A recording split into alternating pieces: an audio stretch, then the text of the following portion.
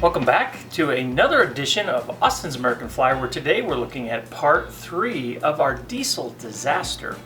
And just for those of you that maybe haven't caught the other two sections, I'll do a quick review. The first thing was the engine arrived with all of the wires cut.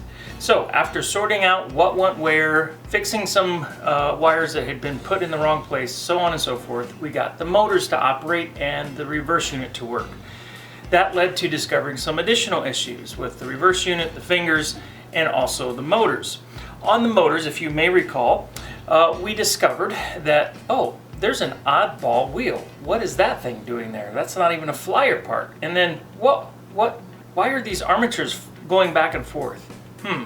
And where did these brass screws come from?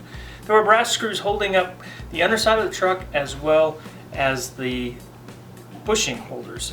And then, after further inspection, discovered that at least 2 of the bushing holders were some sort of a home fabrication kind of thing, which we'll get to that more, but that's not going to work. So that's the recap. Now today, we've finally got our parts here. We're going to put some parts in this thing, put everything back together, and take a look and see it happens. Today on Austin's American Flyer. Stick around.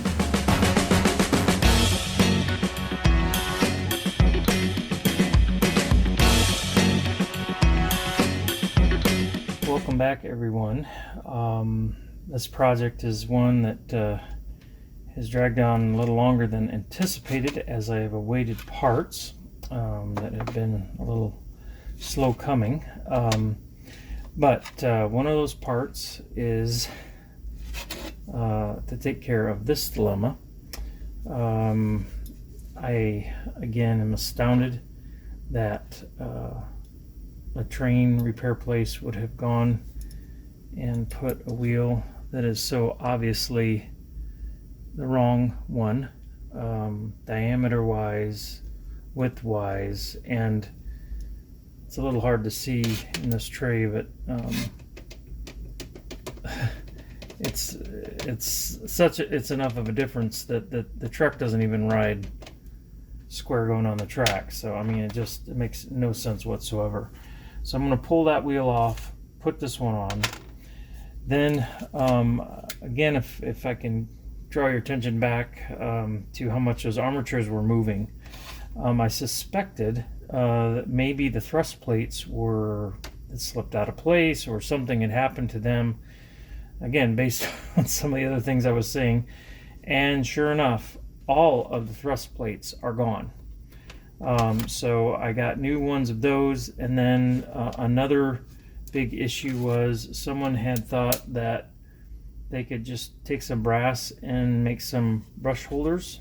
So instead of having a proper divot in them to kind of wrap around I said brushes, I mean bushings.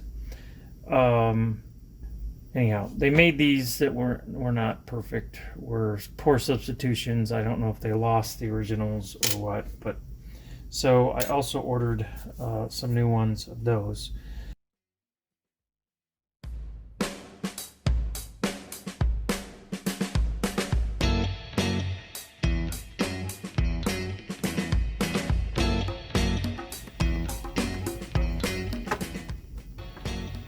Well, to me, it looks like there's a squared off end and a rounded end. I'm putting the rounded end down.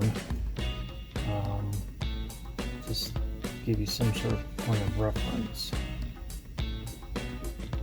It seems to fit nice and snug that way.